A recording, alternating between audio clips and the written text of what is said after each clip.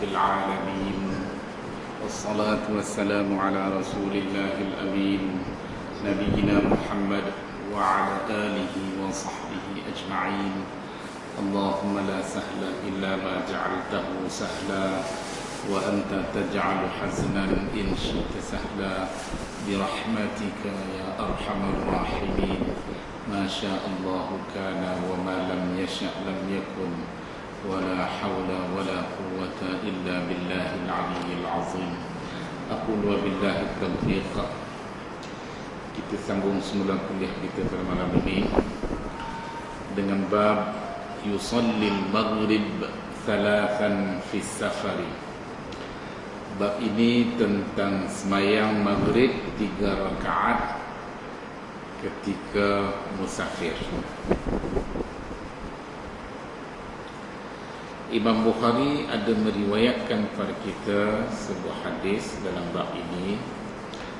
Kata dia, haddatsana Abu Yaman qala akhbarana Shu'aib 'an az-Zuhri qala akhbarani Salim 'an Abdullah ibn Umar radhiyallahu anhuma qala ra'aitu Rasulullah sallallahu alaihi wasallam إذا أعجله السير في السفر يؤخر المغرب حتى يجمع بينها وبين العشاء.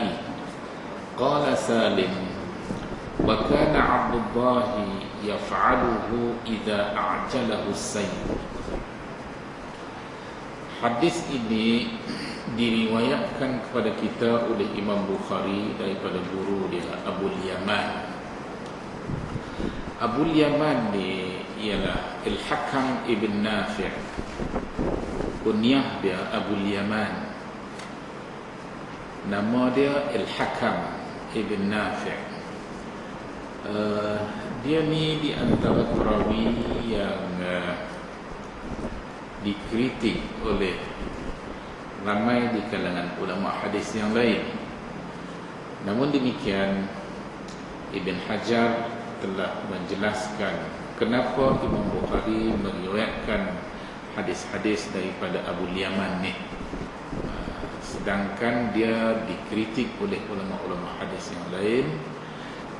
Katanya Imam Bukhari sedar tentang perkara ini, namun demikian Imam Bukhari mendapati ada hadis-hadis yang dimiliki oleh Abu Yaman ini daripada hadis-hadis yang sahih berbanding dengan hadis-hadis yang bermasalah ataupun yang tidak sahih.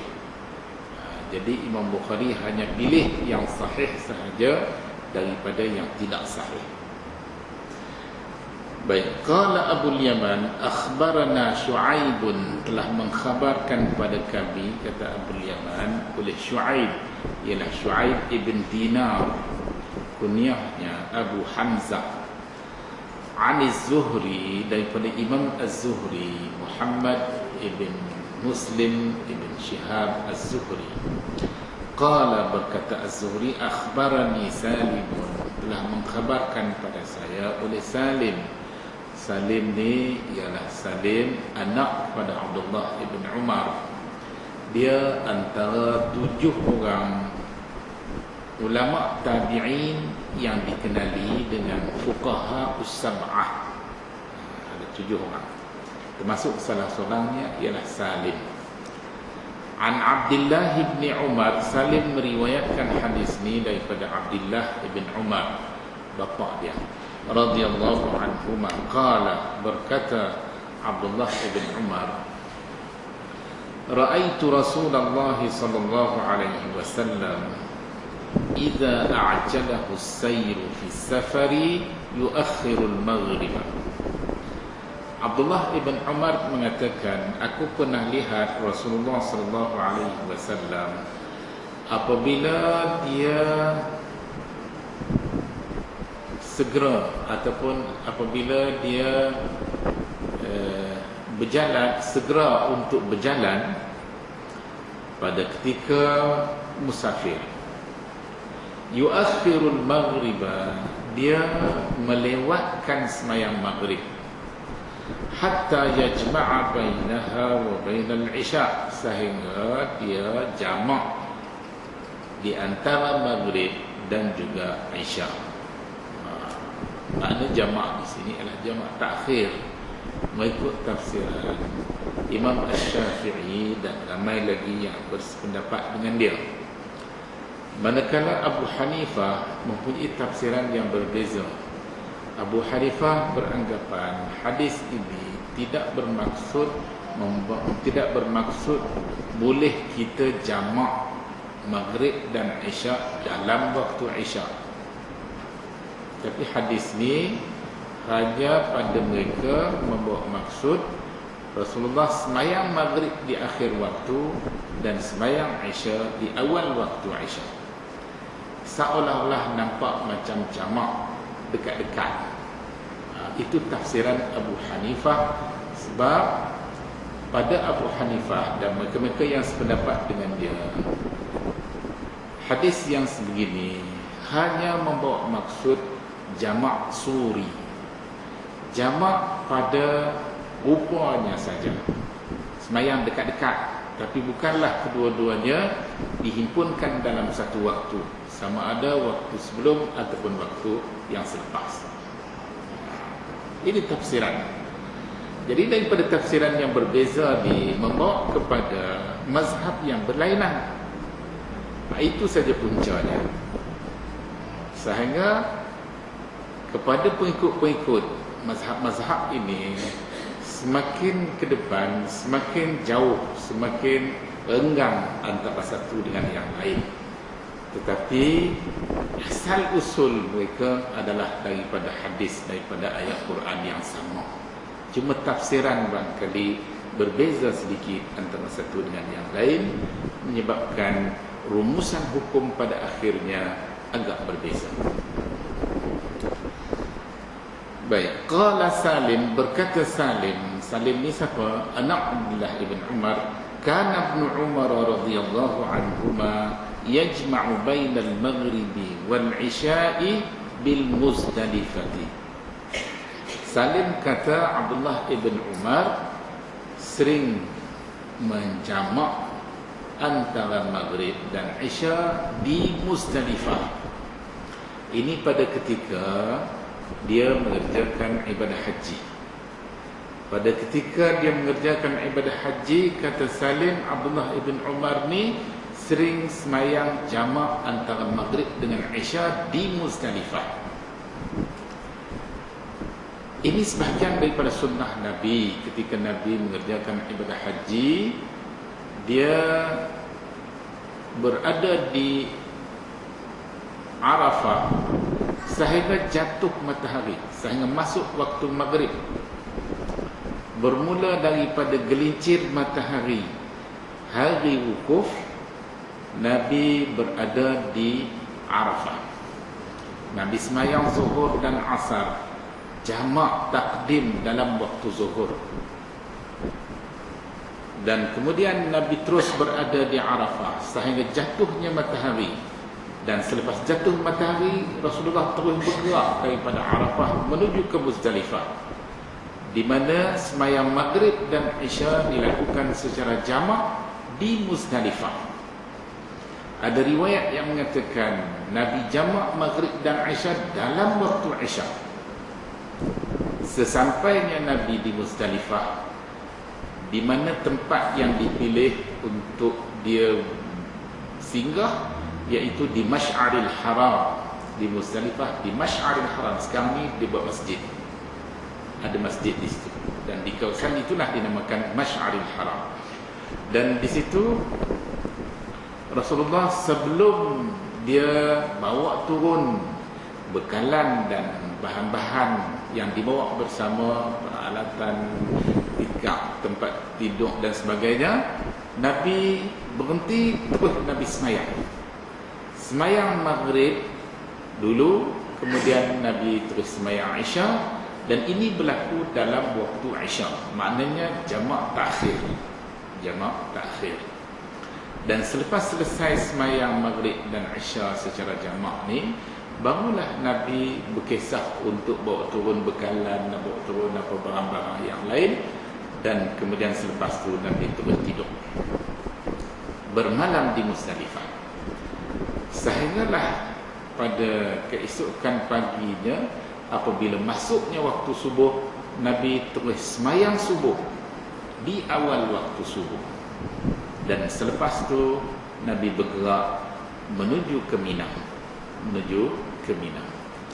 Itulah di antara apa yang berlaku. Dan Abdullah ibn Umar antara sahabat Nabi yang paling kuat berpegang kepada sunnah Nabi, khususnya dalam soal ataupun dalam masa mengerjakan ibadah haji. Ini apa yang dimaksudkan oleh Salim. Abdullah ibn Umar kata dia jamak antara maghrib dan isya di Muzdalifah. Qala Salim, berkata Salim lagi, wa akhara ibn Umar al-maghribah. Abdullah ibn Umar juga mentakhir, melewatkan semayang maghrib dalam waktu isya. Jadi dia jarang buat semayang jamak takdim, dia selalu buat semayang jamak takhir jika semayang yang dijamakkan tadi antara maghrib dengan isya. Wa kana istusrikha ala imra'atihi Safiyyah binti Abi Ubaid. Pada ketika Abdullah ibn Umar dikejutkan dengan berita kematian Safiyyah binti Abi Ubaid, salah seorang isteri Abdullah ibn Umar. Abdullah bin Umar ada beberapa orang isteri, dan ini salah seorangnya. Ketika Abdullah ibn Umar mendapat berita dan dia berjalan laju ataupun dia agak ingin menyegerakan perjalanan dia supaya cepat sampai, maka apa yang berlaku, Salim menceritakan Abdullah ibn Umar melewatkan sembahyang maghrib jamak takhir bersama dengan Aisyah. Faqultu lahu as-salah. Salim kata kepada Abdullah ibn Umar, semayang, ini dah masuk waktu maghrib, semayang. Dia ajak semayang. Faqala, jawab Abdullah ibn Umar, sir, jalan. Faqultu, aku kata lagi, kata Salim, as-salah, semayang. Faqala, jawab Abdullah ibn Umar, sir, jalan. Hatta sara milaini aw salasatan, sehingga kata Salim dia terus berjalan 2 batu atau 3 batu. Thumma nazala fa shalla, kemudian baru dia berhenti dan sembahyang. Thumma qala, kata Abdullah bin Umar, hakaza ra'aitu an-nabiy sallallahu alaihi wasallam yusalli idza a'jalahu as-sayr.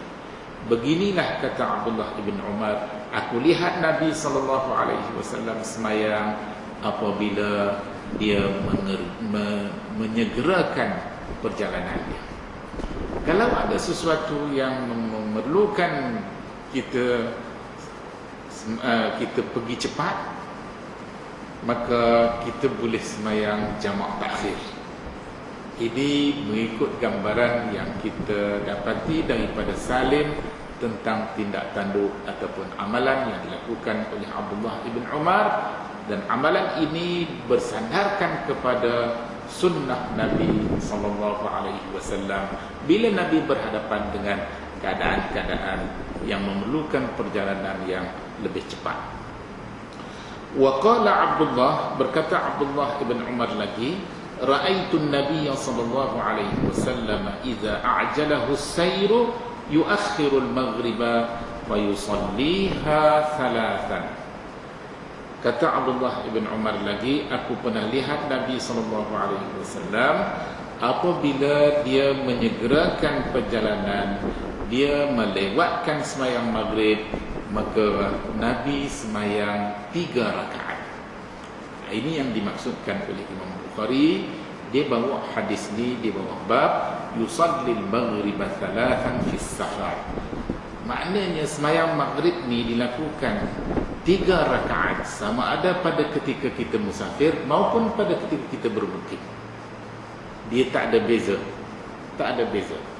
Cuma pada ketika kita musafir, kita boleh semayang jamak dalam waktu maghrib, di antara maghrib dengan Isya sebagai jamak takdim, ataupun dalam waktu Isya di antara maghrib dengan Isya dikira sebagai jamak takhir. Thumma yusallim, kemudian selepas Nabi sembahyang maghrib 3 rakaat, Nabi pun bagi salam. Thumma qallama yalbathu hatta yuqima al-isya'a fa yusalliha rak'ataini thumma yusallim. Kemudian tak lama selepas itu, Nabi tak tunggu lama. Lepas dia habis sembahyang maghrib, dia tak tunggu lama. Mana terus dibangun qamat dan kemudian sembahyang Isya pula 2 rakaat, dan selepas tu Nabi pun bagi salam. Maknanya sembahyang Isya boleh qasar boleh qasar daripada 4 kepada 2 rakaat. Daripada 4 kepada 2 rakaat, sebab dalam hadis ni Nabi Abdullah bin Umar kata Nabi sembahyang Isya 2 rakaat, lepas tu dia bagi salam. Wala yusabbih ba'da al-Isya, dan Nabi tak sembahyang sunat selepas Isya. Maknanya sunat-sunat rawatib qabliyah ba'diyah ni ketika Nabi musafir Nabi tak buat, kecuali 2 rakaat subuh sahaja. Dan juga dalam setengah riwayat Nabi mengatakan Nabi tak pernah tinggal sembahyang witir, sama ada ketika musafir maupun ketika bermukim. Wala yusabbihu ba'da al-isya'i hatta yaquma min jawfil lail. Nabi tak sembahyang sunat selepas Isya sehinggalah Nabi bangun semula di tengah malam. Apa yang Nabi lakukan ketika bangun tengah malam? Nabi sembahyang witir. Ini ditafsirkan oleh riwayat yang lain bahawa Nabi tidak pernah tinggal sembahyang witir sekalipun ketika dia bermusafir. Jadi daripada hadis yang kita baca tadi membawa maksud bahawa sembahyang maghrib ni memang kekal dalam keadaan asal, dia difardukan sejak Nabi terima kefarduannya pada malam Isra Mi'raj. Dia tak pernah berubah, kekal sama ada pada ketika kita musafir maupun pada ketika kita bermukim. Tapi sembahyang-sembahyang yang lain kecuali subuh ada bezanya. Pada asalnya difardukan 2 rakaat, Isya 2 rakaat, Zuhur 2 rakaat, Asar 2 rakaat. Kemudian selepas Nabi berhijrah ke Madinah ditambahkan lagi dengan 2 rakaat lagi, menjadikan Isya 4 rakaat dan Zuhur 4 rakaat, Asar juga 4 rakaat. Dan kepada orang yang bermukim dia kena buat 4 rakaat. Bagi orang yang bermusafir dibolehkan dia qasar daripada 4 kepada 2. Maknanya 3 waktu sembahyang ini berlaku perubahan daripada jumlah rakaat yang asal ketika difardukan, dan selepas tu dibezakan pula di antara orang bermukim dengan orang yang musafir. Baik, kita pergi kepada bab yang berikutnya, bab salati tatawwu'i 'ala ad-dawabi wa haitsu ma tawajjahat bihi. Bab ini tentang sembahyang sunat di atas kenderaan dan mengikut arah kenderaan berjalan.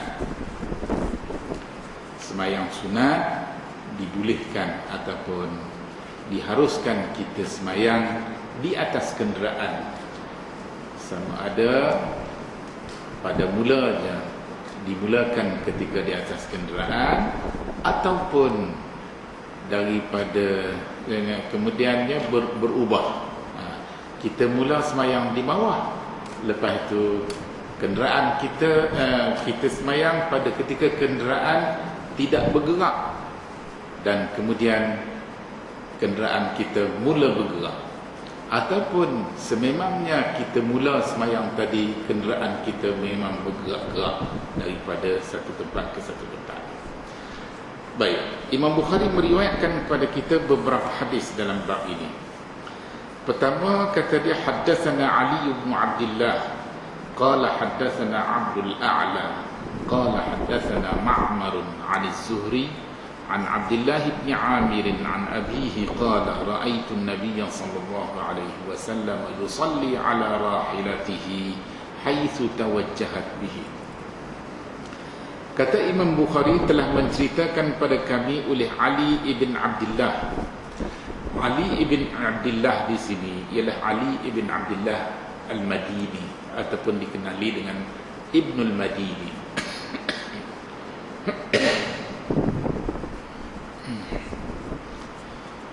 Qala haddatsana Abdul A'la, telah menceritakan pada kami, kata Ali ibn Madini, oleh Abdul A'la.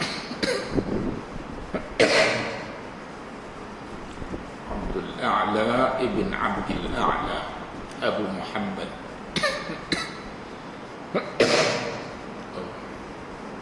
Ya betul.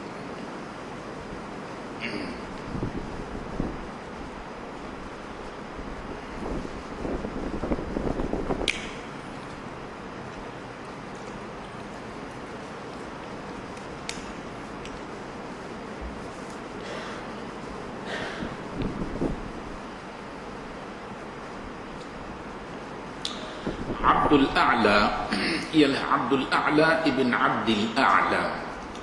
Dia dengan bapaknya nama semacam sama. Qala, berkata Abdul A'la, haddatsana Ma'mar, telah menceritakan pada kami oleh Ma'mar. Ma'mar di sini ialah Ma'mar ibn Rashid Al-Yamani. Ali Az-Zuhri, daripada Imam Az-Zuhri Muhammad ibn Muslim ibn Shihab Az-Zuhri, an Abdullah ibn Amir, daripada Abdullah ibn Amir. Abdullah ibn Amir ni dikatakan dia sempat tengok Nabi, dia sempat melihat Nabi. Dia dikira sebagai sahabat, walaupun masa dia bertemu dengan Nabi tadi hanya seketika sahaja. Jadi dia dikira sahabat Nabi, tetapi riwayat dia dikira sama seperti mana riwayat para tabi'in. Maknanya dia ketika dia tengok Nabi tu dia masih kecil dan dia tak sempat mendengar apa-apa hadis daripada Nabi. Dan dengan yang demikian, hadis-hadis riwayat dia kesemuanya diambil daripada sahabat Nabi yang lain. Maka dengan itu dia dari segi riwayat dia dikira sama seperti mana riwayat tabi'in yang lain, tapi dari segi status dia ada keistimewaan sebagai sahabat Nabi yang sempat melihat Nabi walaupun tak sempat mendengar apa-apa daripada Nabi sallallahu alaihi wasallam.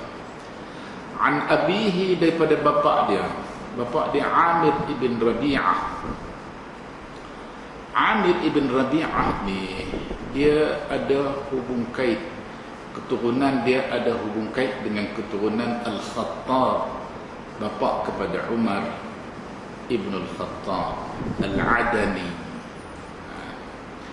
Qala, dan bapa dia Amir ni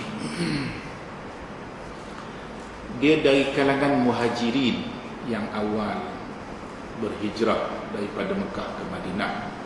Jadi suku sakat dia ni termasuk dalam kabilah Al-Adani yang juga dinisbahkan oleh Umar ibn Al-Khattab radhiyallahu anhu. Qala, berkata Amir, ra'aitu an-nabiy sallallahu alaihi wasallam yusalli ala rahilatihi. Kata Amir, aku lihat Nabi sallallahu alaihi wasallam semayang di atas kenderaannya. rahilah ni kenderaan, merujuk kepada kenderaan pada ketika itu Nabi hanya menunggang unta. Menunggang unta. Jadi rahilah ni dimaksudkan kenderaan yang berjalan jauh. Berjalan jauh. Jadi Nabi ada juga ketika-ketika tertentu Nabi naik bagal. Bagal tu apa kita kata? Kacukan antara keldai dengan kuda. Dia panggil bagal. Dan Nabi juga pernah menunggang keldai. Himar. Jadi apa yang dimaksudkan dalam hadis ni, yusalli ala rahilatihi, Nabi semayang di atas kenderaan, maknanya kenderaan yang biasanya berjalan jauh. Jadi unta lah yang dimaksudkan. Kerana itulah ada pengkritik ataupun ada yang memberi komen terhadap tindakan Imam Bukhari meletakkan bab salatul tatawwu'i ala dawabi, semayang sunat di atas binatang-binatang. Tapi hadis yang dibawa ialah hadis tentang Nabi semayang di atas unta, atas belakang unta. Mereka kata tajuk dengan hadis ni tidak bertepatan. Ini dijelaskan semula oleh Ibn Hajar bahawa rahilah ini merujuk kepada kenderaan yang biasa Nabi tunggang pada ketika berjalan jauh ialah unta. Dan unta sebahagian daripada binatang ternakan yang juga termasuk di bawah ad-dawab. Tetapi Imam Bukhari memilih perkataan ad-dawab di sini kerana dia merangkumi ataupun termasuk unta dan juga lain daripada unta. Sebab Nabi mempunyai kenderaan yang berbagai-bagai. Jadi ada ketika Nabi naik unta, ada ketika Nabi naik binatang yang lain.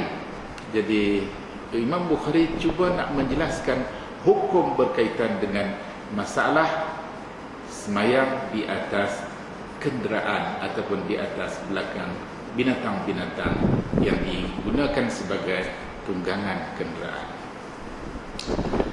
Baik, Amir mengatakan dia pernah lihat Nabi SAW semayang di atas kenderaannya, haitsu tawajjahat bihi, sekira-kira binatang itu berjalan. Jadi maknanya syarat kita semayang kena menghadap kiblat tadi ini terpakai pada semayang-semayang biasa, semayang fardu dan juga semayang sunat. Ketika kita dalam keadaan biasa, kita duduk di masjid, kita semayang di rumah kita, kita semayang di tempat-tempat biasa yang lain. Tapi semayang di atas kenderaan ni agak luar biasa, kerana kenderaan ni senantiasa bergerak-gerak, sama ada pada permulaan semayang kita maupun pada pertengahan ataupun pada akhirnya tu, ataupun dia diam tak bergerak, boleh jadi. Jadi apakah syarat menghadap kiblat itu juga terpakai pada kes luar biasa di sini. Ulama-ulama hadis ada membahaskan tentang hal ini. Kebanyakannya cenderung kepada menghadap kiblat adalah menjadi sebahagian daripada syarat sah sembahyang. Oleh yang demikian, ada sebahagian daripada ulama-ulama dalam mazhab Hanafi mengatakan oleh kerana keadaan sebegini, keadaan luar biasa, maka kalaulah di pertengahan maupun di akhir tidak disyaratkan menghadap kiblat, sebab kenderaan yang Nabi naik di sini ikut dia punya arah perjalanan. Boleh jadi arah perjalanan tadi kebetulannya sama arah dengan kedudukan kiblat ataupun berbeza. Jadi kalau di tengah dan di akhir tak disyaratkan, maka di awal juga tidak disyaratkan. Tak ada bezanya pada pandangan mereka. Adapun selain daripada ulama-ulama Hanafi berpendapat bahawa syarat menghadap kiblat itu menjadi syarat yang tidak boleh diabaikan. Jadi paling tidak pun di awal permulaan semayang, kita nak mula semayang mesti kita pastikan arah kiblat ke arah mana, kita menghadap kiblat seberapa yang boleh. Dan selepas tu kalaulah berlaku perubahan disebabkan oleh kedudukan kenderaan kita yang berubah-ubah ini, itu tidak memudaratkan lagi. Ada pula yang meletakkan syarat yang lebih daripada itu. Walaupun kenderaan kita itu berubah-ubah arah dia, muka kita tetap kena menghadap kiblat. Dan pandangan ini agak lemah hujahnya. Kerana menghadap kiblat bukan hanya disyaratkan muka kita kena menghadap kiblat, tetapi kedudukan tubuh badan kita, dada kita, itu yang menjadi bahan utama yang dikenaki menghadap ke arah kiblat. Manakala muka kita boleh kata berpaling ke sana, berpaling ke sini, dan tentu sekalilah dengan muka sekali itu lebih sempurna menghadap kiblat. Tetapi kalaulah berlaku muka tadi berpaling ke sana ke sini, tetapi jasad masih kekal terus menghadap kiblat, maka semayang tadi dikira sah, tidak mudarat. Maknanya menghadap kiblat menjadi syarat yang tidak boleh diabaikan sama sekali, kecuali ketika semayang di atas kenderaan di mana arah perjalanan kenderaan tadi boleh jadi berubah-ubah, maka kebanyakan ulama ataupun jumhur ulama mengatakan tidak memberi apa-apa kesan kepada semayang yang sedemikian. Baik, hadis yang berikutnya. Haddatsana Abu Nu'aim, kata Imam Bukhari. Abu Nu'aim dalam sanad hadis ni ialah Al-Fadl ibn Dukain. Kunyahnya Abu Nu'aim. Dia ni di antara perawi-perawi ataupun di antara guru Imam Bukhari yang disifatkan berumur panjang. Ketika Imam Bukhari bertemu dengan dia di akhir-akhir umur dia, di akhir-akhir usia dia. Dan oleh yang demikian, ulama-ulama hadis mengatakan hanya terdapat beberapa hadis sahaja yang sempat Imam Bukhari menerima langsung daripada Abu Nu'aim ni, termasuk hadis yang akan kita baca ni. Manakala sebahagian yang lain pula Imam Bukhari mendapati melalui pihak ketiga, melalui anak-anak murid Abu Nu'aim ni, dan merekalah yang dapat daripada Abu Nu'aim. Jadi di antara Imam Bukhari dengan Abu Nu'aim diselangi oleh seorang perawi lain dari kalangan murid-murid Abu Nu'aim, iaitu Al-Fadl ibn Dukain.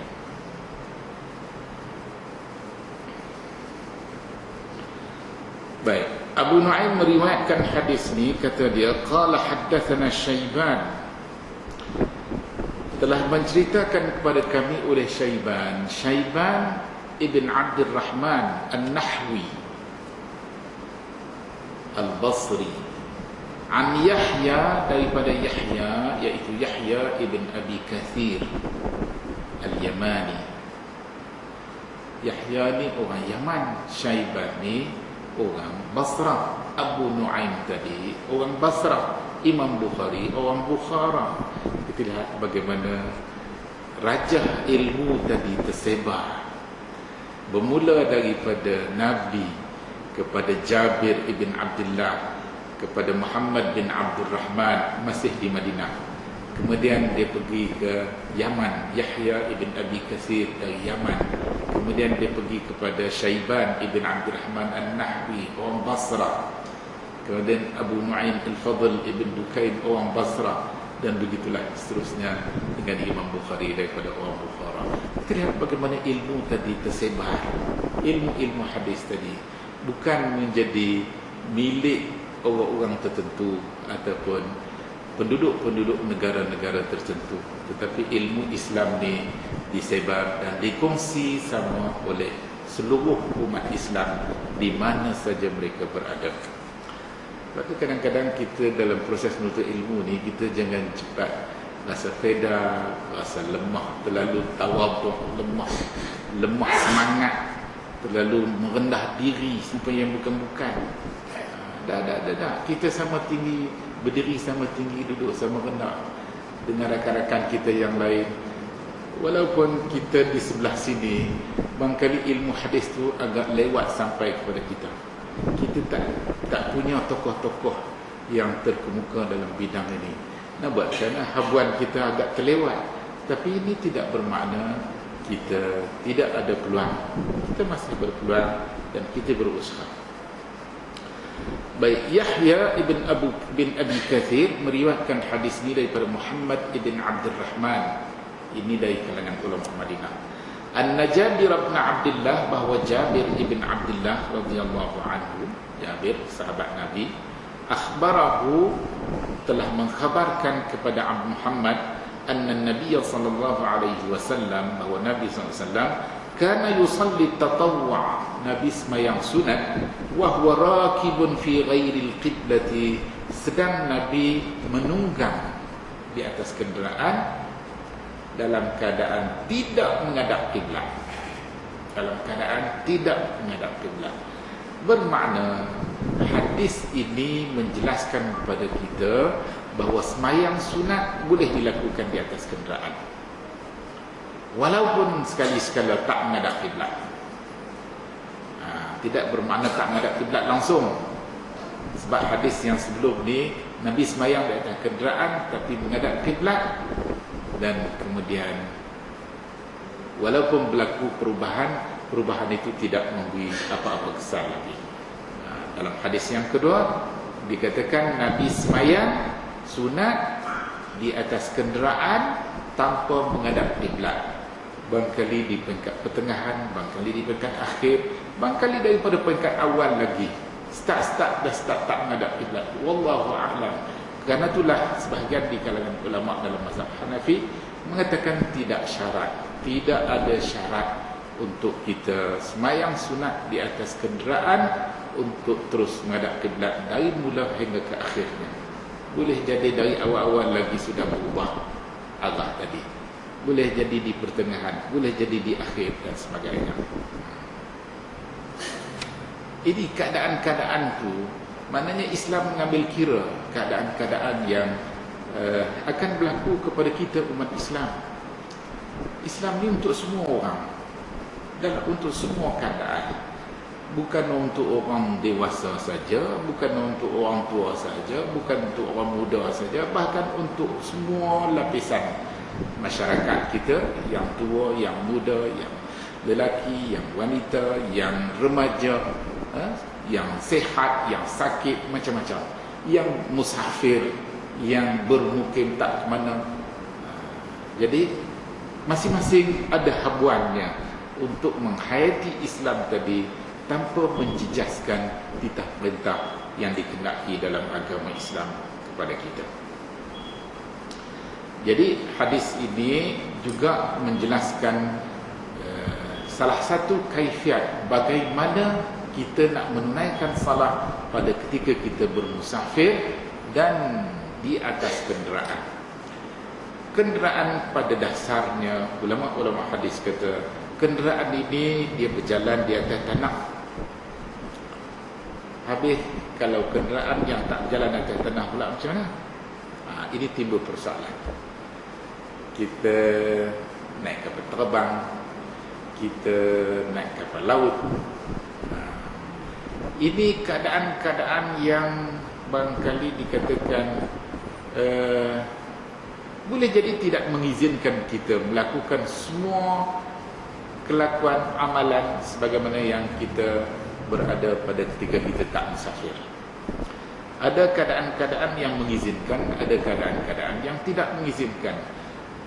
Jadi dalam masalah ini dikira sebagai uzur syar'i yang diterima syarak sebagai satu keuzuran yang boleh menyebabkan keadaan-keadaan tertentu tadi diambil kira dalam amalan ataupun pada ketika kita melaksanakan sesuatu amalan.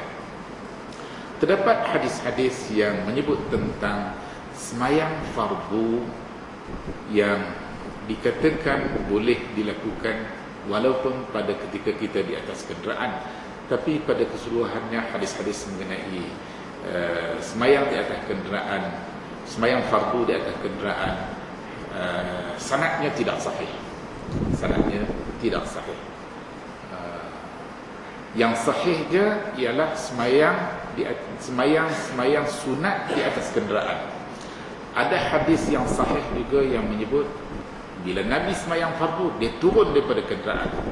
Dia turun daripada kenderaan, dia semayang di bawah. Dia tak semayang di atas kenderaan. Jadi hadis ini lagi jelas bahawa semayang-semayang fardu Nabi tidak melakukannya di atas kenderaan. Nabi hanya melakukan semayang-semayang sunat sahaja di atas kenderaan. Namun demikian, ulama-ulama kita ada membahaskan kenderaan yang boleh berhenti dan kita turun semayang di bawah, tak apalah. Kita naik kereta, kita naik motor. Kereta, motor boleh berhenti tepi jalan dan kemudian kita boleh turun dan semayang di atas tanah.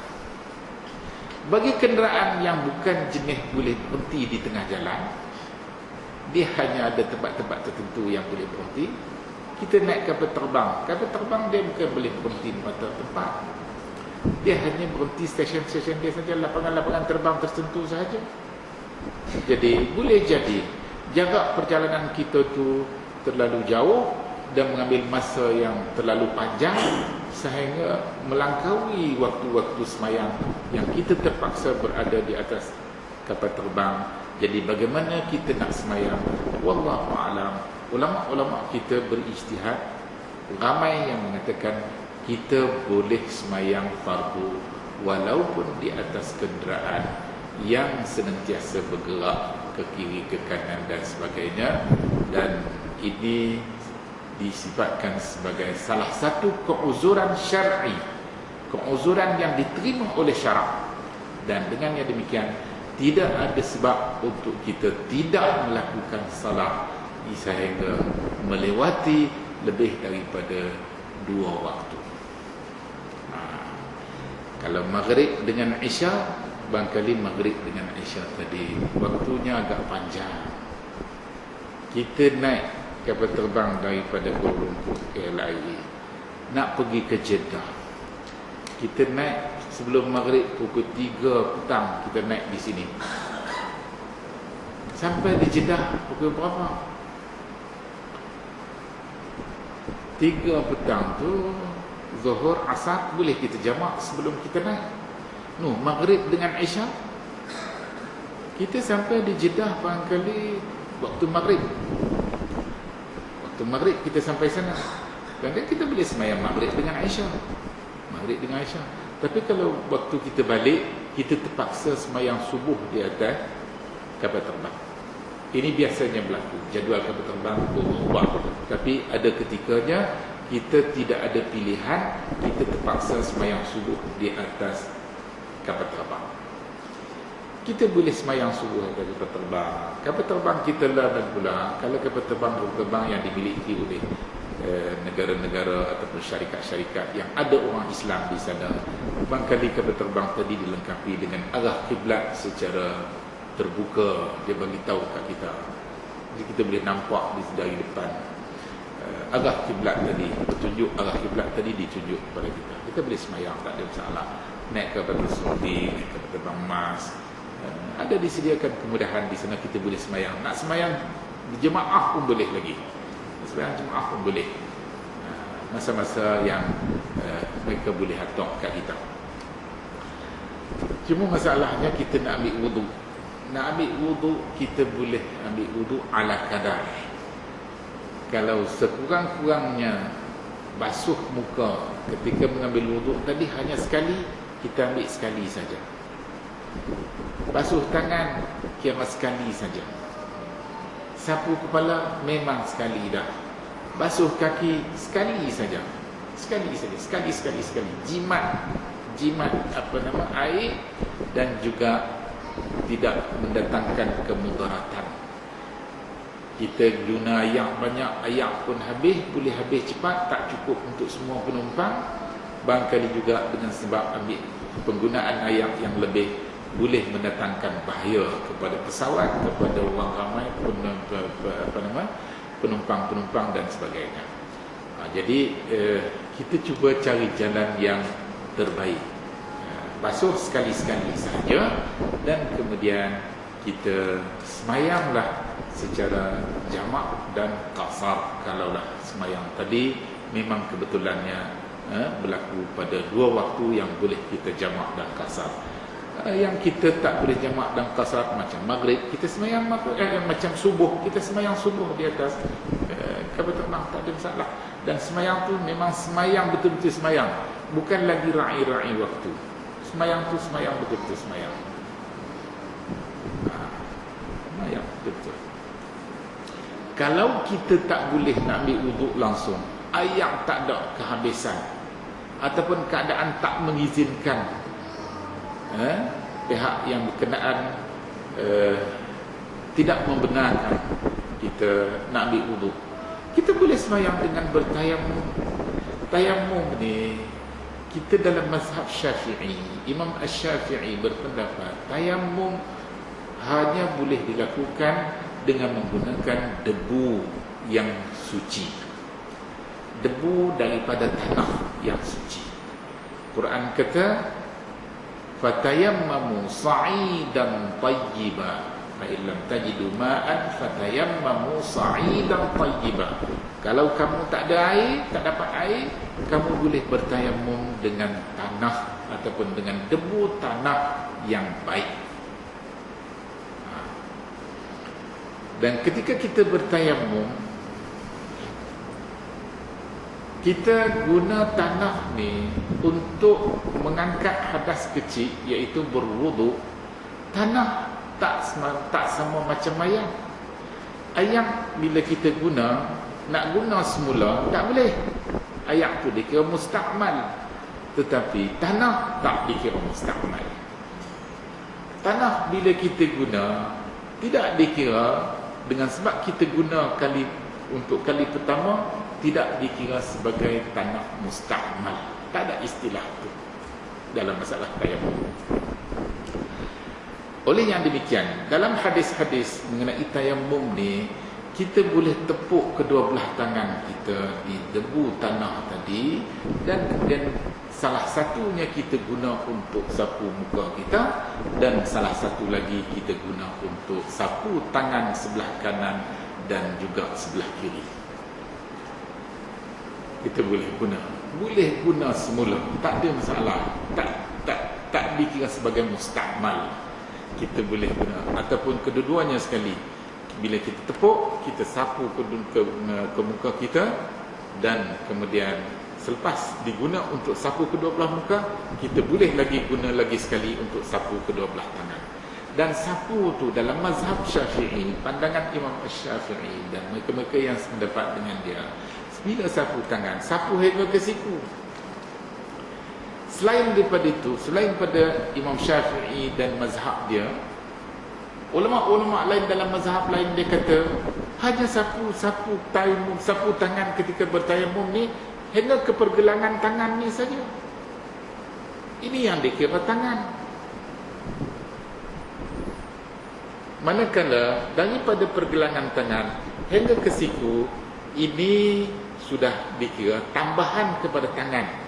Sebab tu dalam Quran, bila Tuhan suruh kita basuh ketika berwuduk, basuh muka, basuh tangan hingga ke pergelangan tangan, hingga ke siku.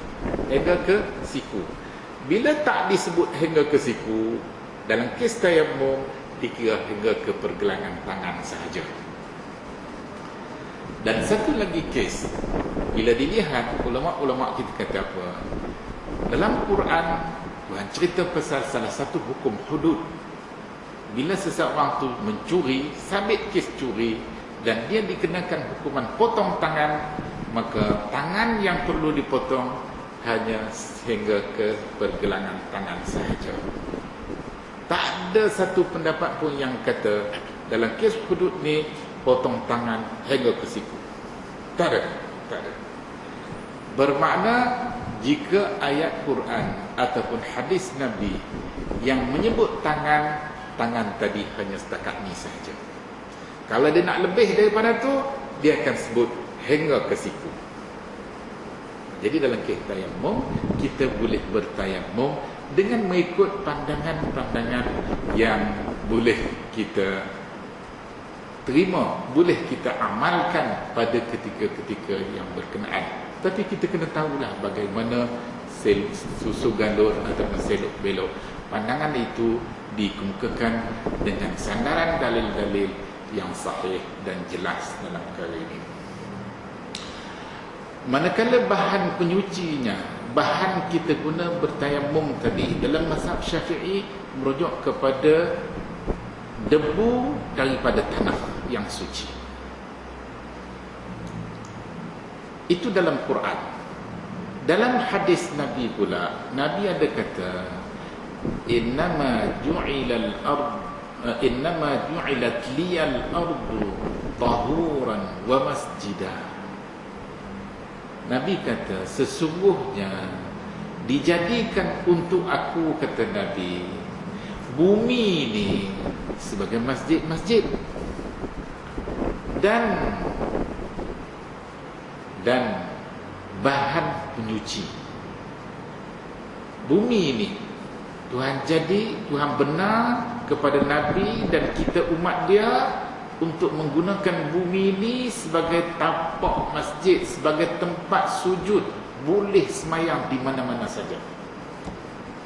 Tak nanti di masjid saja, dah di masjid pun boleh, di luar masjid pun boleh, di pinggir-pinggir masjid, di rumah kita, di kebun, di benang, di mana-mana saja boleh kita gunakan bumi tadi sebagai tapak kita sujud ketika semayang kita. Dan juga bumi ini diberi kepada Nabi dan kita umat dia untuk dijadikan bahan penyuci. Daripada situ kata Abu Hanifah bahawa bumi ini bukan tanah saja.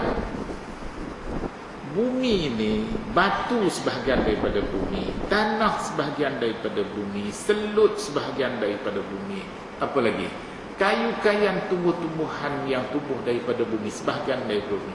Logam-logam yang berada dalam perut bumi, semuanya sebahagian daripada bumi. Tak ada apa pun yang tinggal, semuanya dikira bumi. Kita manusia-manusia ni pun adalah daripada bumi. Adalah daripada bumi. Sebab tu kita boleh lihat dari kalangan pengikut-pengikut mazhab Hanafi, mereka agak mudah. Kadang-kadang dia tepuk sama-sama mereka. Dia nak ambil, dia nak bertayamum, dia tepuk belakang kawan dia. Allah, apa sebahagian daripada bumi juga akan kembali ke bumi balik. Kita dijadikan daripada tanah. Tok nenek tok nek kita, Tok Adam dijadikan daripada tanah. Kita pun berasal daripada tanah dan akan kembali kepada tanah. Akan kembali kepada tanah. Boleh, tak ada masalah. Tak ada masalah. Jadi daripada situ kata mereka Abu Hanifah dan mereka-mereka yang sependapat dengan Abu Hanifah, bumi dan bahan-bahan yang terdapat daripada bumi itu tadi boleh dijadikan bahan penyuci untuk kita semayang dengan bertayamum kepada bumi. Jadi kalau kita tahu selok-beloknya sampai begitu dan cara nak bertayamum tadi sama juga, maka pada ketika-ketika tertentu kita perlu pada pandangan ini, kita boleh amalkan, tak ada salah. Tak mestinya ada niat talfiq ke apa-apa. Tak ada. Bukan Syafi'i, bukan Maliki, bukan Hambali, bukan Hanafi yang nak kira amal kita yang mana satu diterima, yang mana satu ditolak. Allah yang akan terima, Allah yang akan berkira. Soal amalan, Allah akan menentukan amalan siapa yang boleh diterima, yang dikira sah di sisi Allah, mana satu amalan yang tidak diterima dan tidak sah, maka sia-sia sajalah amalan kita. Jadi imam-imam mazhab ni mereka bantu kita untuk memberi pencerahan kepada kita, memberi penjelasan bagaimana kaitan hukum yang mereka dapati daripada sesuatu nas itu tadi, dan akhirnya sebagaimana mereka faham, kita dapat memahami dan kita boleh amalkan sama seperti mana mereka juga mengamalkannya.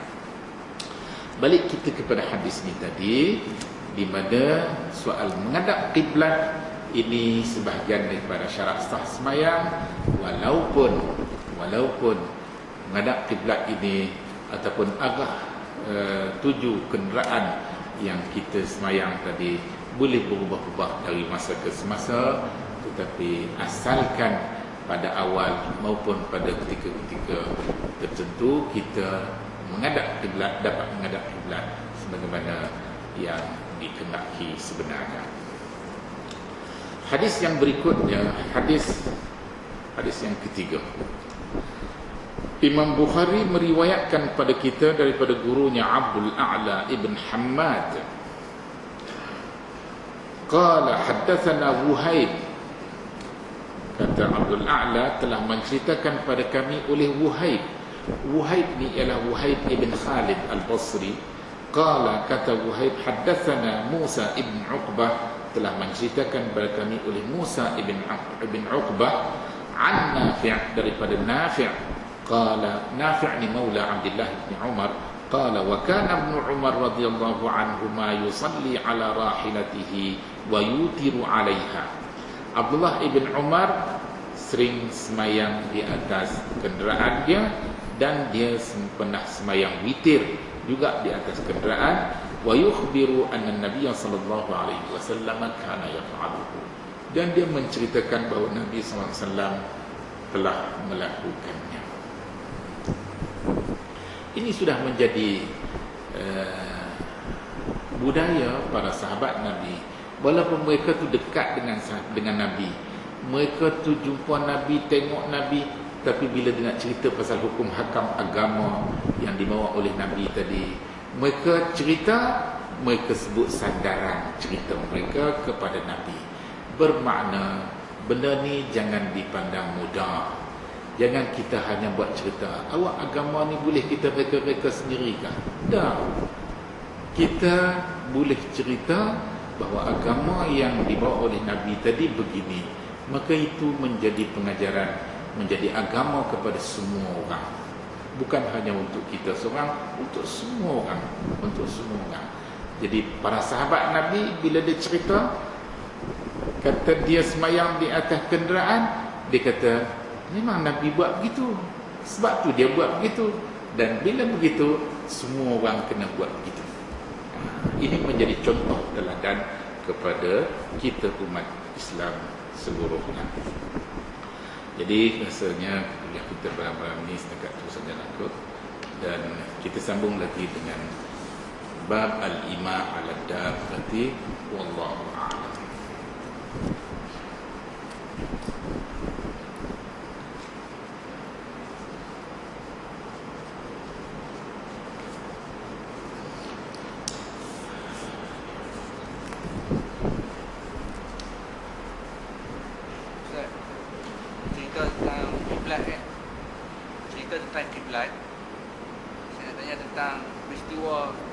Kiblatain. Macam mana situasi dia ada perubahan kiblat? Peristiwa Masjid Kiblatain yang berlaku pertukaran kiblat di antara menghadap ke Baitul Maqdis dengan menghadap ke Baitullahil Haram. Nabi dan umat Islam pada zaman awal Islam sempat menghadap dan tempat semayang menghadap ke Baitul Maqdis selama 17 bulan. 17 bulan, lama. Dan kemudian Nabi disering mendongak kepala ke langit, mendongak muka dia ke langit bila dia berdoa, mengharapkan Allah ubah arah kiblat daripada Baitul Maqdis ke Kaabah, Baitullahil Haram. Nabi teringin sangat nak menghadap ke kiblat Kaabah di Mekah. Jadi akhirnya Tuhan turun ayat dalam surah Al-Baqarah, qad nara taqalluba wajhika fis sama'i falanwalliyannaka qiblatan tardaha. Sesungguhnya kami lihat kamu mendongak ke langit, memohon doa kepada Allah, semoga arah kiblat ke Baitul Maqdis tadi ditukar ke arah kiblat Kaabah, Baitullahil Haram, yang Nabi redha, yang Nabi nak sangat. Tuhan bagi. Tuan bagi. Sebab tu ayat yang seterusnya Tuhan kata fawalli wajhaka syatral masjidil haram, maka halakanlah hadap wajahmu ke arah Masjidil Haram. Kiblat ni, jika kita duduk pada tempat kita boleh nampak Kaabah, kita tidak ada pilihan lain kecuali menghadap Kaabah sahaja.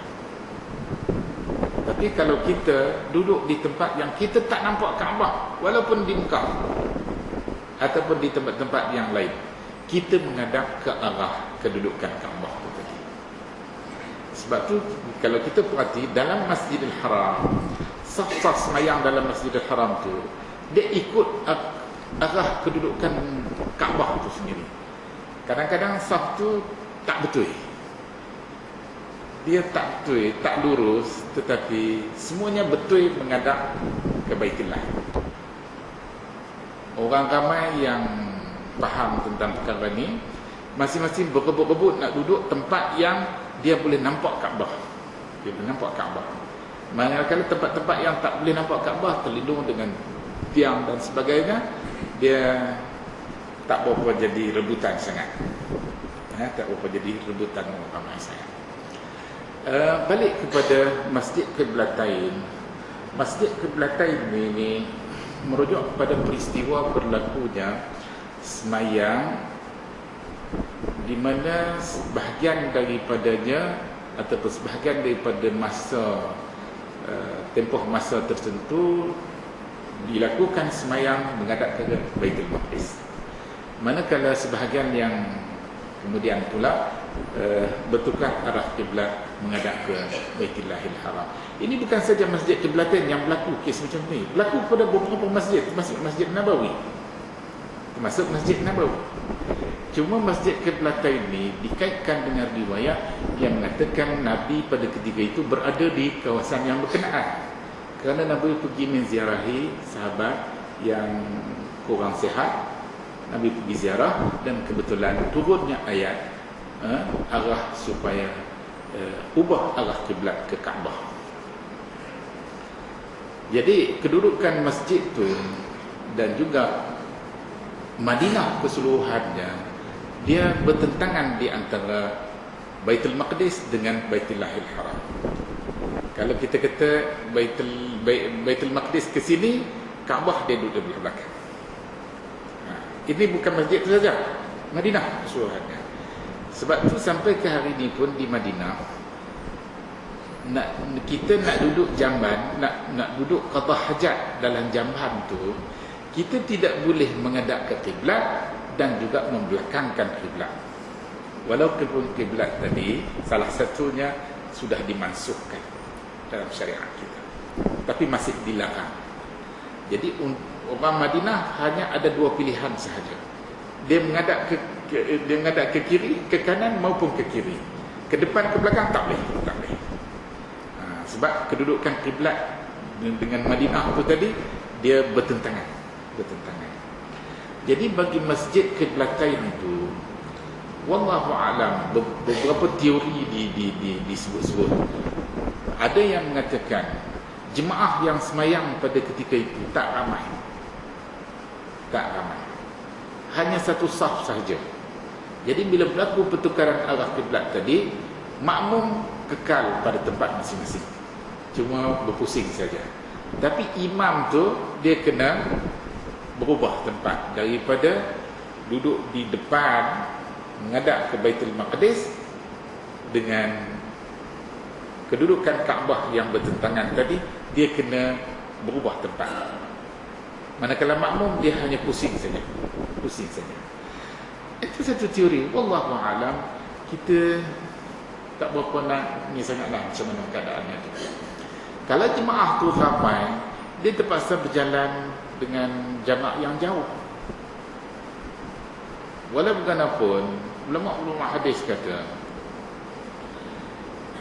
berjalan dengan jarak yang jauh, sekiranya perjalanan itu masih dikira sebahagian daripada semayang, maka tidak ada halangan. Sebagaimana hadis yang menceritakan tentang Nabi pernah semayang berjamaah bersama dengan para sahabat dia, Nabi selaku imam, para sahabat yang lain selaku makmum di belakang Nabi. Tiba-tiba Nabi teringat yang dia belum mandi junub. Dia dalam keadaan berjunub.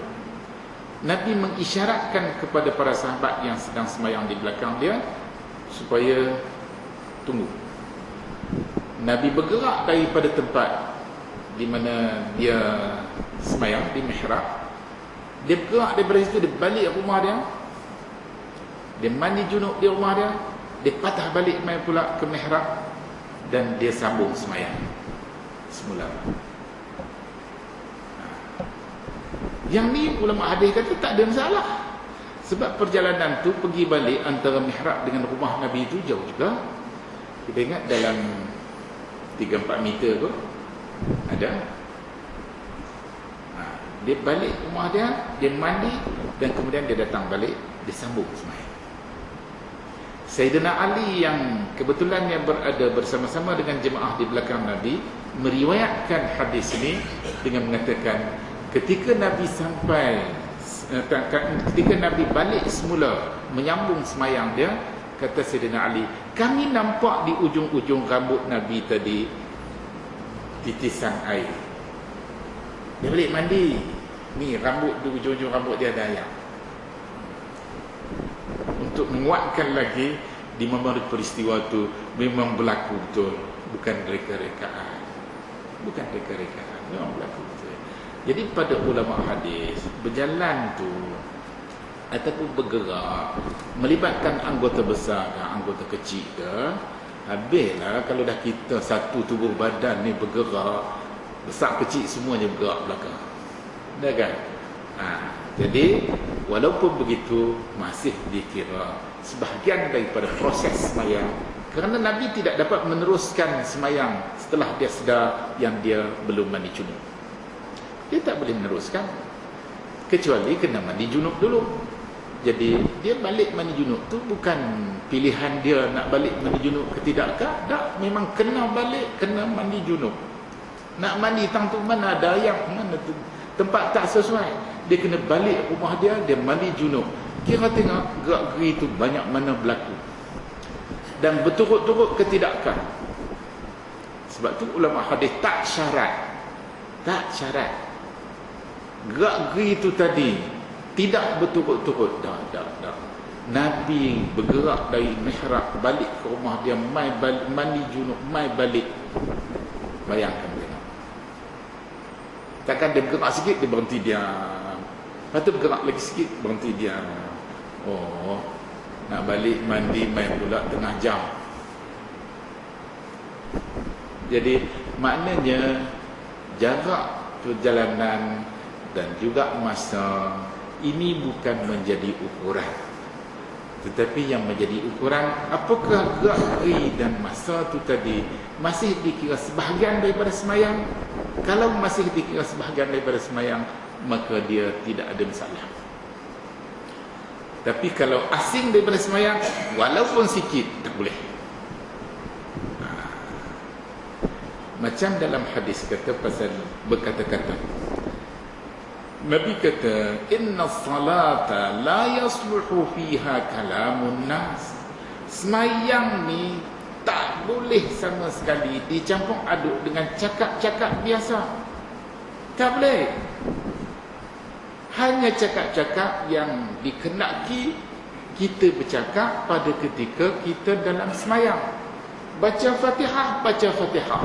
Baca tasbih, baca tasbih. Baca takbir Allahu Akbar, Allahu Akbar. Baca tahiyat, tahiyat. Lain daripada tu tak boleh. Lain daripada tu tak boleh. Orang main bagi salam, nak ada jawab salam, tak boleh. Jawab salam tu bukan sebahagian daripada semayang. Walaupun salam kena dijawab, tapi pada ketika kita tengah duduk semayang, orang main bagi salam, nak jawab semayang, nak jawab salam, dah tak boleh, tak boleh. Jawab salam itu sebahagian daripada tuntutan syarak untuk menyahut seruan salam yang diberi kepada kita, kita kena jawab. Sebab tu Quran kata, idza huyyitum bi tahiyyatin fahayyu bi ahsana minha. Kita jawab salam tu kerana dia bagi salam kat kita. Jadi cakap jawab salam itu asing daripada sembahyang. Tak boleh, tak boleh. Walaupun sikit tak boleh. Jadi itu ukuran dia. Ini apa yang dijelaskan oleh para ulama hadis. Sebab tu ulama-ulama hadis ni depa berlama-lama nak tengok siapa di kalangan sahabat Nabi setelah Nabi wafat, siapa di kalangan sahabat Nabi yang dapat menunjukkan semayang yang sebiji macam mana semayang Nabi. Ada yang mengatakan Abu Hurairah lah orang yang paling tahu tentang sifat-sifat semayang Nabi, dan dengan dia demikian diminta supaya Abu Hurairah menjelaskan melalui hadis dia bagaimana Nabi menunaikan salah. Jumpa sahabat yang lain begitu juga. Sayyidina Uthman dikatakan orang yang paling tahu mengenai wuduk Nabi. Maka Sayyidina Uthman diminta supaya menunjukkan dan menceritakan bagaimana Nabi berwuduk. Dan ramai lagi yang macam tu. Jadi ini bermakna para sahabat Nabi, para tabi'in dan seterusnya masing-masing berlomba-lomba nak dapatkan gambaran yang betul-betul tepat, betul-betul berlaku kepada Nabi SAW agar menjadi contoh yang paling baik untuk kita mengikut dan menyentuhi amal ibadah kita kepada Allah Subhanahu wa taala. Jadi semayang di Masjid Qiblatain tadi, wallahu alam, bukan masjid itu saja yang dilakukan, yang pernah berlaku peristiwa semayang dua kiblat, tapi berlaku juga di masjid-masjid yang lain. Cuma ada sikit kaitan peristiwa sempena Nabi datang menziarahi sahabat di kawasan yang berkenaan. Dan setelah peristiwa ini berlaku, berita mengenai perubahan kiblat ini cepat tersebar sehinggalah sampai ke Masjid Quba. Masjid Quba ini terletak di kawasan pertanian, kawasan tanah pertanian yang subur. Jadi ramai di kalangan petani-petani di kalangan sahabat Nabi yang tinggal di kawasan berhampiran Masjid Quba ini, mereka ni sibuk dengan urusan pertanian mereka. Sehingga dikatakan terdapat riwayat yang menceritakan bahawa mereka sering semayang asar di pertengahan waktu.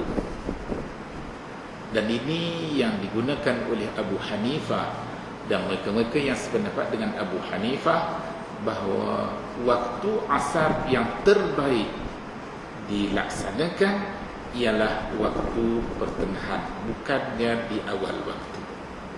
Ini pandangan mereka, merujuk kepada hadis yang menceritakan tentang petani-petani di kawasan Quba, Masjid Quba. Jadi berita mengenai peralihan kiblat ini tersebar sampai ke Quba. Ahli Quba masih duk buat kerja di ladang-ladang kurma mereka. Akhirnya mereka datang ke masjid dan sama-sama menunaikan semayang asar dengan menghadap ke Kaabah, Baitullahil Haram di Mekah. Dan begitulah dengan masjid-masjid yang lain. Wallahu a'lam. Ada riwayat yang mengatakan peralihan kiblat ini berlaku ketika Nabi berada di Masjid Nabawi. Ada yang kata begitu. Wallahu a'lam. Apapun, masyhur di kalangan orang awam bahawa Masjid Qiblatain itu masjid dua kiblat. Bangunan lama dulu ada nampak lukisan apa tu, mihrab tu, yang sebelah depan tu memang mihrab tu lah, yang sebelah belakang tu hanya lukisan saja. Anda rasa benda tu bukanlah yang asal, betul-betul dia buat, cuma dulu sikit pada kita, jadi kita nampak lama. Main masjid baru lah ni tak ada apa walaupun tak ada apa, kita boleh tahu arah kiblat dia tu. Kalau kita masuk, anak rasa kedudukan Masjid Quba, Masjid Qiblatain itu, mihrab yang sekarang ni menghadap ke Kaabah, dia sebelah sini.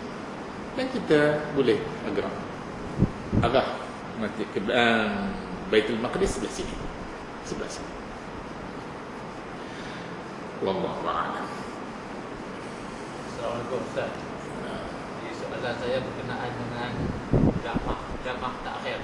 Oh ya. Jamak takhir. Sekiranya tak sempat kita menunaikan sembahyang jamak takhir, mati, adakah ini tak dikirakan mengabaikan kewajiban? Tak sempat menunaikan jamak takhir.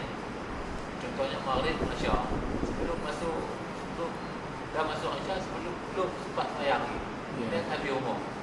Adakah ini tak dikira mengabaikan kewajipan? Tak. Kerana apa yang berlaku tu dibenarkan oleh syarak. InsyaAllah tak ada apa. Cuma ulama fiqah kata kena ada niat lah. Jangan pula masuk main maghrib duduk sengak, ya, tak ada apa. Sampai masuk Isya, barulah kalau nak sembahyang Isya dah tak ada. Wallahu a'lam, yang tu dia dengan Tuhan. Tapi syarat niat tu, adakah syarat? Kalau ada niat tu lebih baiklah. Sebab niat ni tak mesti kita cakap-cakap dalam diri kita. Itu dipanggil hadisun nafs. Cakap dalam kepala kita, dalam diri kita. Aku nak mayang sat lagi. Tapi taklah sebut dengan mulut. Dalam diri kita ada kata itu. Bukan itu niat. Terlintas saja dalam hati kita. Nak jamak takhir. Habis, selesai. Dan amalan yang semacam tu, nak semayang jamak takhir tu, maknanya dalam waktu yang kedua lah, itu dibenarkan oleh syarak. InsyaAllah tak ada apa-apa. Apapun bagi dia yang telah meninggal, dia dengan Tuhan. Kita yang masih hidup lagi, kita doa semoga Allah ampunilah dia. Allah ampun dia. Bagi kes sahabat Nabi yang tak sempat mandi junub, dia mati. Dalam riwayat tak ada pula disebut Nabi suruh mandi junub kat dia dulu. Dah. Mandi jenazah. Dia dah mati, tuntutan kepada orang hidup. Dia habis dah selesai. Ada sangkut paut dia dengan Tuhan, itu kira bercara dia dengan Tuhan. Tapi bagi kita orang yang masih hidup, apakah kita nak tolong semayang, tolong mandi junub kat dia? Dah. Kita mandi jenazah dia. Sama ada jenazah tu ada tanggungan mandi junub ke tak ada tanggungan mandi junub, bukan persoalan kita. Persoalan kita, syarak suruh kita mandi jenazah. Mandi jenazah tu tadi. Kita mandi tak ada. Nampak tak? Jadi soal tanggungan dia dengan Tuhan, dia ada niat, tak ada niat, wallahu a'lam. Apapun amalan mentakhirkan semayang jamak yang diboleh kita takdim dan juga takhir, kita mentakhirkan, ini diharuskan oleh syarak. InsyaAllah tak ada apa-apa. Nampak tak? Tapi kalau kita sengaja tak semayang 2 kali, dah habis waktu lagi, dah tak ada nak semayang, mati, dia tanggunglah dia dengan Tuhan. Dalam Quran Tuhan kata laha ma kasabat wa 'alaiha maktasabat. Dia dapat kebaikan yang diusahakan dan dia tanggung kejahatan yang dilakukan. Bagi kita yang masih hidup, kita doa kepada Allah, semoga Allah ampunilah salah silap dia.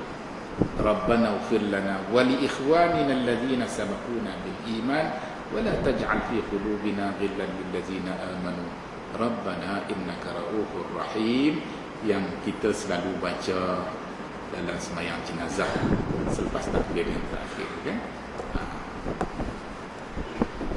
Wallahu a'lam.